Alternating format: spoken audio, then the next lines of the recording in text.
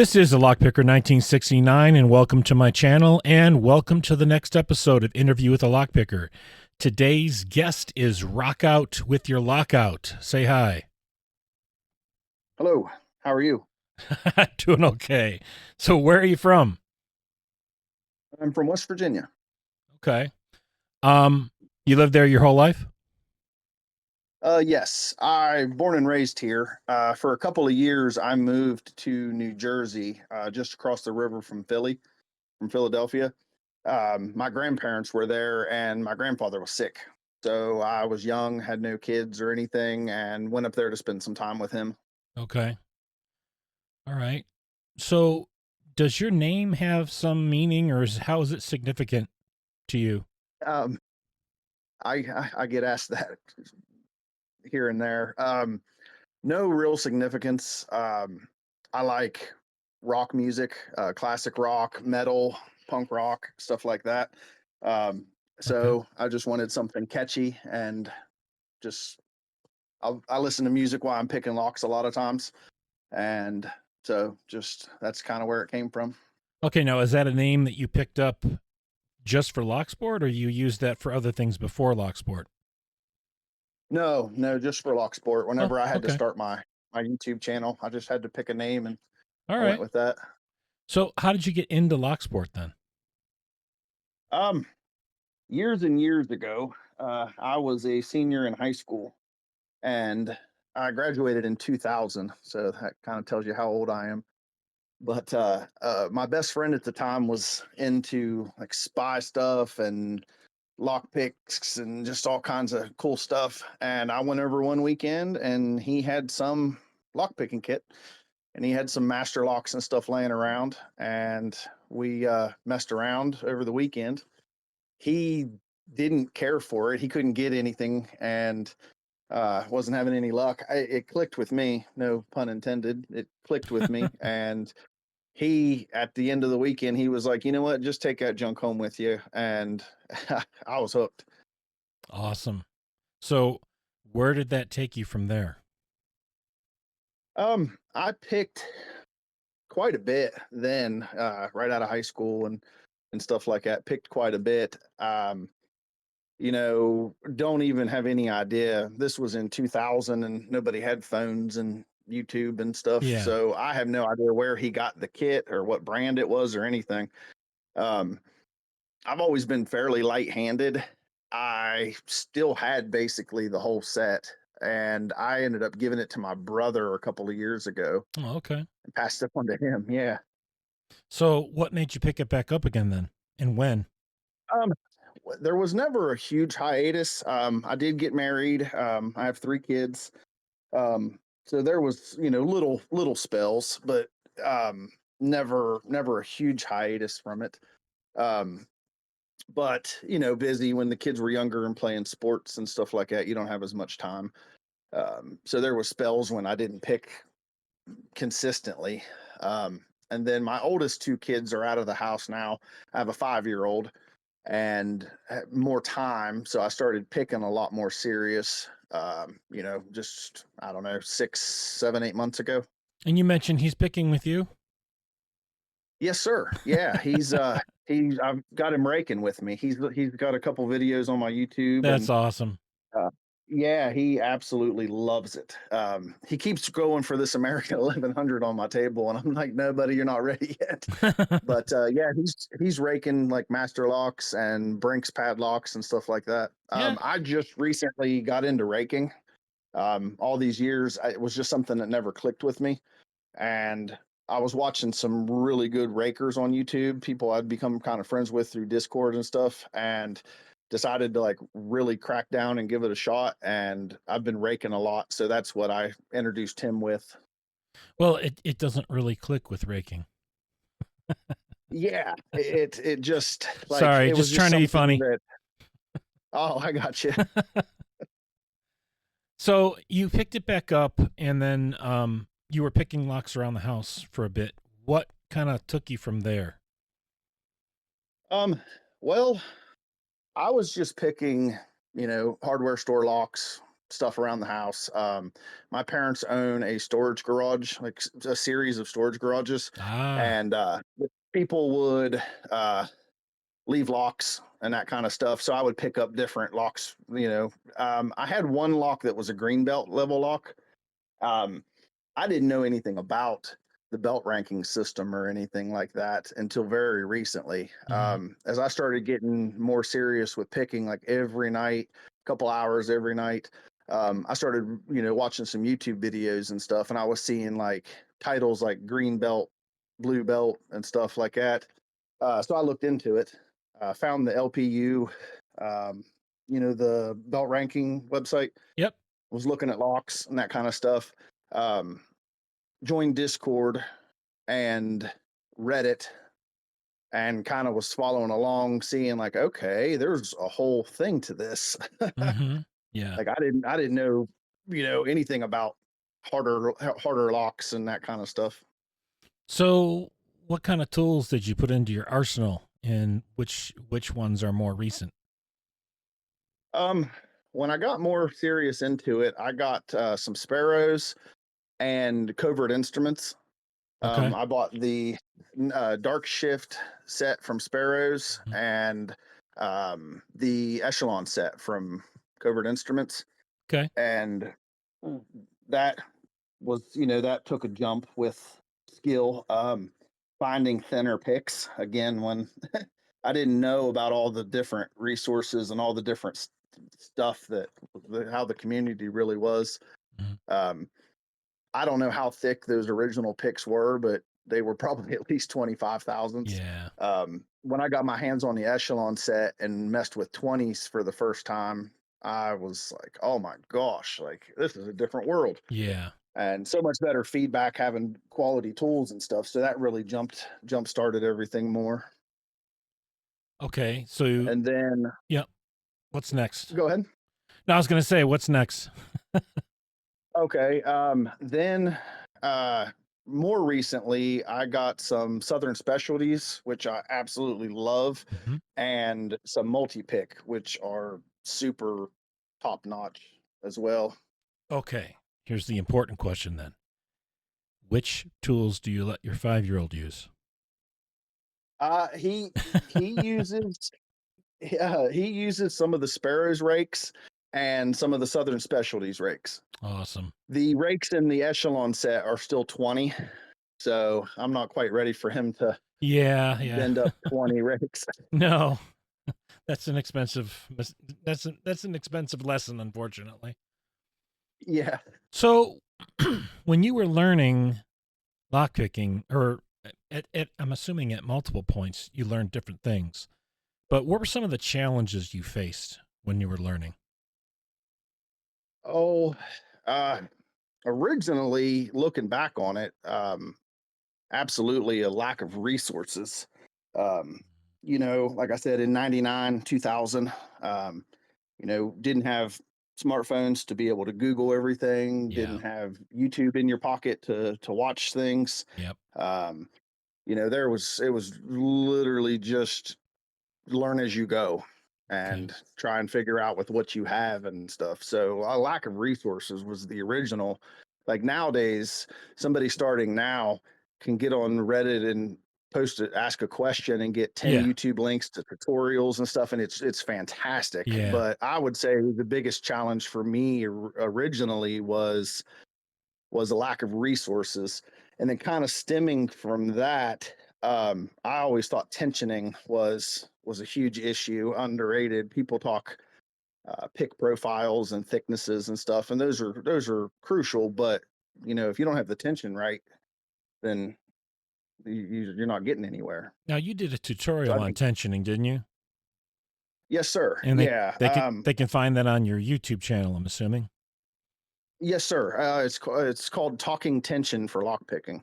There you go. And I talk about top of keyway, bottom of the keyway, ergo turners from Covert Instruments, which are probably my favorite turners. Yeah. I much prefer top of keyway, and those are just a more comfortable hand position for me. But yeah, and I talk like I kind of when somebody asks a question on Discord or Reddit, and you're typing a response, it's hard to describe and hard to visualize. So I kind of show like what I consider light tension versus medium and heavy, and you can see in the video the differences and stuff. Okay. So a little bit back, you mentioned YouTube, and while YouTube wasn't around for you to use as kind of an influence or learning tool, when you got back into it, I'm assuming you turned to YouTube to some degree. Who did you look towards to learn stuff from initially? Um, a lot of Sandman. Okay. I watched a lot of his product reviews and a lot of his stuff. Enjoyed a lot of his content. As far as product reviews and seeing what was new and current on the market and stuff like that. Whereas, like I said, I was unaware there was so much. Yeah. Um, of course, some lady locks, lock picking lawyer. All the big, huge names. When you search lock picking on YouTube, you get these guys Yep. and gals. They're there for a reason. Yep. There's a wealth of knowledge. So, of course, those. So, okay. So you mentioned that you got on LPU, you were pursuing the belt ranking system. So, what belt have you reached? Blue.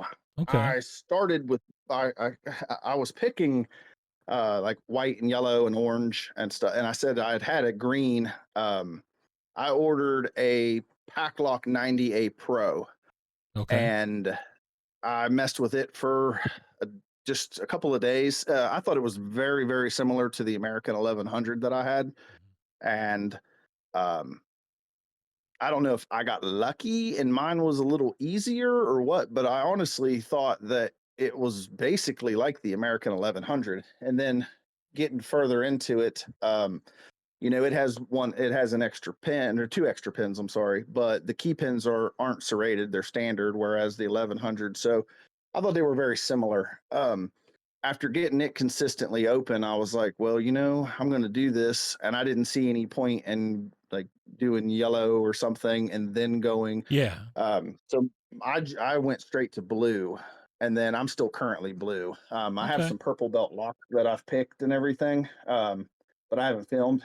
Okay. They're not very quick, so I haven't done anything. I haven't filmed any purples or anything, but so yeah, I started at blue and I'm still currently at blue after a few months. Okay. So, to get blue, you had to make your blue belt challenge lock. Um, what was that like for you? I loved it.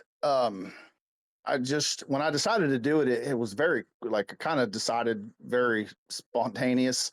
Um, and I saw a little bit on Reddit about people that were lower, like unranked or lower yellow and stuff, kind of like asking about it and kind of almost dreading it and stuff. When I looked into what it really needed, I was excited about it, Mhm. and I used an American 1100.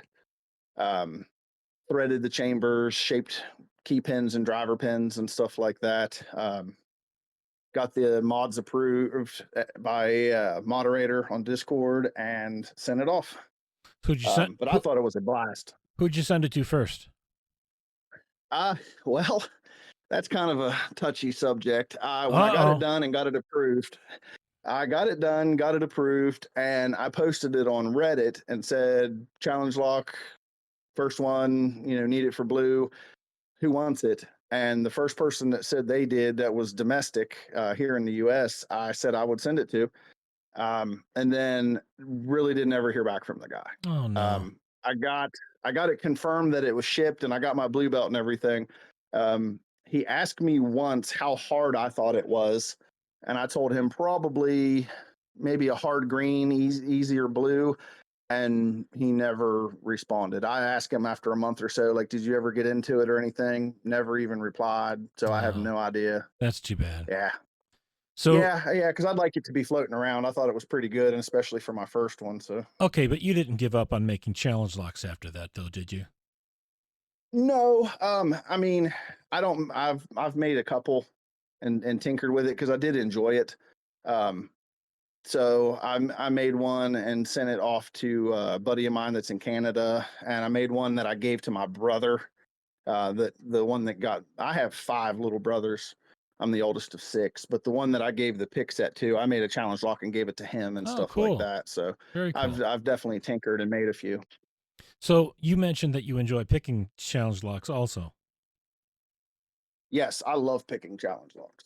Any of I just note? um well, Alpha One from Yabo was like the first one that was ever sent to me. My buddy from Canada sent it to me, Lock Junkie, and it was made out of a green American 1100, the same exact thing that I used for mine. And that was the first one that was sent to me, and it was made very similar to mine. So that one definitely stands out. Okay. So getting to your YouTube channel for just a minute, was your pursuit of the belt ranking system the original reason for your YouTube channel? Yes. Yes. My very first video was the pick and gut. And because I hadn't done anything for green, I had to do a reassembly as well. So my first YouTube video was a pick and gut and reassembly of the 90A Pro for my Okay. blue belt. Yeah. It just made this most sense to get that video to the moderators and stuff. So yeah, that's the whole reason I started it actually. Yeah, that's the reason a lot of people start their channel, and that's fine. There are some who were using it for something completely unrelated, but typically that's what I'm hearing. But so you did your belt videos, where I'm assuming you've done other videos since then, and what do you see as the future of your channel? Oh, um, yeah, I have a little over 100 videos now. And I think my first one was only like 5 months ago. Um, I did the pick and gut video for the blue belt, and then again, I was seeing a lot of questions on Reddit and stuff about like people struggling with an 1100 or an Abus 7240, which is about my favorite lock. So I made a couple quick like 1 or 2 minute videos about those, and people liked them. So I started making a couple more and that kind of stuff. And now getting further into the community, I've got some mail call videos and some different things and stuff, Okay. but that's kind of how it got started and got to the point where it is now. I think my oldest video says like 5 months ago or something like that. So it hasn't been very long. Okay. Well, Um, that's good still. That's fair. You only got back into it a few months back, so I would yeah. if you've been doing videos at all at this point, because a lot of people take forever to actually get into it, so that's awesome. So, question for you: is there anything that about yourself that you would like our audience to know? Uh, Not especially. Just regular guy. Work and have kids, and Well, what do you you do know, for a living? I'm the chief water operator at a city drinking water plant. Oh, wow. Okay. How long you been doing that for a long time, or Yes, I managed a butcher shop for a long time, and then got into this because of retirement and stuff. It's a state job, okay? so with the state retirement and benefits and stuff, I got into it. So yeah, it's been quite a That's few years now. that's quite a transition from working in a butcher shop to being the chief operator of a water plant. Yeah, yeah, it definitely is. It's funny because my dad was a butcher and managed a butcher shop my whole life, Okay. and that's really all I ever wanted to do. Um, did it right out of high school and was successful. Did 15 years, and then a friend of mine was working in the water industry for like the drilling and fracking and stuff that was around here, so it Okay. wasn't drinking water. And he mentioned going to do what I ended up doing for because of the benefits and retirement and stuff like Yeah. that through the state. And I looked into it and I was like, wow. And I always liked science and stuff, and there's a lot of science and chemistry and stuff with it. So I there's so many state certifications and classes and stuff you have to do and stuff, and I took some tests and did really well and ended up getting into the field, and now Okay. I'm several years later I'm the chief water operator at a plant. So Well, I can mentioned something that I feel is something that you would want to let people know about yourself. You have quite the list of interests, and a lot of them have to do with the outdoors. Oh yeah. We are a very outdoor oriented state here. There's whitewater rafting and rock climbing, and West Virginia's a mecca for hiking and everything, hunting and fishing. So being born and raised here, it's just kind of second nature. We hike and fish. I'm a big hunter, big turkey hunter, deer hunter. Trout fishing in West Virginia is arguably some of the best in the country. So I can trout fish 2 minutes from my house. So we're outside a lot doing that kind of stuff, hiking and foraging. We mushroom hunt. We're real into me and my wife. We are very into like growing our own food, and so we will pick berries, make our own jelly, that kind of stuff. I would imagine, and you haven't mentioned it yet, but we covered this in the pre interview. Having honeybees and growing your own food is a nice trade off. It's a nice kind of parallel thing. Yeah, yeah. When we bought this property a few years ago, we kind of looked at it, what we wanted to do with it. Um, and we like gardening, so we did a garden. We planted fruit trees, and we got chickens. And then we planted a berry patch with raspberries and blueberries and blackberries and stuff. And I have a friend and my cousin that both have honeybees. That kind of just came, you know, snowballed into everything. And we have honeybees. And so, That's yeah. cool. Very cool. All right, so back to Locksport just a bit. Do you have any thank yous that you'd like to give to any of the lock sporters? And are there any noteworthy lock pickers that you'd like to mention? Oh, my goodness. Yeah. I knew you were going to ask that. So many thank yous. Well, first to you for doing this because I think this is fantastic. This is everybody says this community, this community. Well, getting to know people is the biggest thing in community. So thank you for doing this. Oh, you're very welcome. I Um, enjoy doing it. and then not necessarily individual lock sporters, although I mean every I imagine all my subscribers are, but everybody that subscribes to my channel, to take the time out of their day and whether it's after work or whatever for them to watch my stuff and comment and enter giveaways and stuff like that. Um, Now, when I first got a couple videos going, um, I had the first couple of people to kind of give me like a shout out and say like, hey, check this guy out. Yep. He's doing some cool stuff. Was Doc Machina, Okay. uh, Nola Southpaw, and Lock Junkie. They all jumped They're on, awesome. and yeah, and all three of those, like I think Doc was the first, and then Nola and Lock Junkie uh, jumped on and like gave me shout outs, like shared my homepage and was like, check this guy out, get him some more subs. He's doing some cool stuff. So those were like the first three that really like shouted me out and stuff. Cool. Um, I have recently got into well, when I got into YouTube and started like really getting a sense of the community and how big it was and stuff, um, I saw some guys messing with handcuffs and was instantly intrigued and stuff. Yep. So I've got like Charles Walt, C Stu Yep. and Not Too Dead.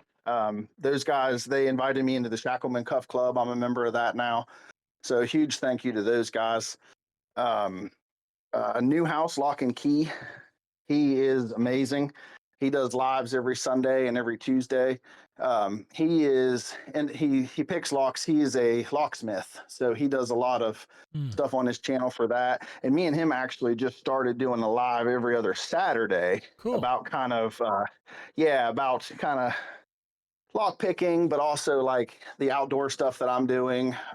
With we have a greenhouse and the chickens and honeybees and stuff, and he's into like primitive fire starting and stuff like that. So it's called Lock Wow. and Survival Lab. Cool. So a huge shout out to him. Um, a name that pops into my mind is Spontaneous Disintegration. I That have dude I have not is heard that one before. spontaneous disintegration, and he is a fantastic person. He makes some of the most crazy, awesome content I've ever seen, and is constantly shouting out people. Finds this guy that might have 20 subs, but he's doing some cool stuff. And he's like, hey, this guy's awesome. Check him out. Show him some love Well, and always doing stuff like that. tell him to come talk to me. I will. I talk to him on Discord every day or two. So Okay. Yeah. Push him. yeah, he's a good dude. Now, like I mentioned, getting into the raking, um, Stu C Stu Yeah. Do is real big into it, and Yep. so is Newhouse Lock and Key and Dots Locks. And they've all been so fantastic to take time, to answer questions for me on Discord and stuff like that, and kind of help get me jump started with raking and stuff like that. So there's just so many. The whole community is amazing. Stu is a fellow Michigander, and his interview we actually did in studio, so that was Oh, that awesome. was cool. So Man, you get all the good ones like he Broke and yeah, Stu and stuff in Office. Stu was the very first in studio interview I'd ever done. So that was cool. I Oh, enjoyed that. fantastic. Yeah. Yeah, he's a very solid dude. Yeah, he is. So, bef- last question before we wrap up. What's your favorite thing about lock sport? Oh, well, kind of two parts. Excuse me, kind of two parts. The sense of community is Mhm. absolutely amazing. Again, I know you probably hear this all the time, but it's because it's true. I never get tired of Um, hearing it though, but yeah. yeah, I mean, if somebody, it doesn't matter how experienced you are or what you're into, if it is raking or bypassing or just handcuffs, whatever, there's part of the community is there, and everybody Yeah. is so welcoming. I mean, from public shout outs to answering private questions and stuff like that. And just the sense of community is amazing. And then I think one of the greatest things about it is it can be so personal, kind of again back to that, where whatever your kind of little niche is there, there's something there for you, and you can do it at your own will and Yeah. challenge yourself. People, a lot of us are competitive, but you can, if you want to challenge yourself with challenge locks, you can do that. Or if you want to, work your way up the belt system and challenge yourself that way, but like me with learning raking, something new. There's the challenging yourself aspect to it. I like. Mhm. All right. So, do you have a final message for our audience before we wrap up? Um, have fun. Again, like whatever you choose to go, whatever route you chose to go with this. I mean, unless it's your job and as a locksmith or something, you're doing it because it's fun. So have fun. Yeah. If you're frustrated with a lock, get a different one. Yep. I see a lot of people talk about like the ABA 7240s. Um, they are probably my favorite lock.